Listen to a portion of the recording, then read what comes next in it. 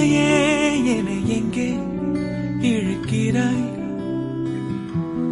காழக வழியிலே கனவுகள் இறைக்கிறாய். கண்ணாடி கோப்பை ஆழியில் நான் கைமீறி சேர்ந்த தேயிலை. கண்ணங்கள் மூடி ஓரமாய் நீ நின்றாலே அன்றே தேவிரை. கிளியே நீ பிரிந்தால் சாகிறேன், விறகாய் உன் விழியே கேட்கிறேன். ஒளியே உன் உரசல் ஏற்கிறேன், உனக்காய் என் குறைகள்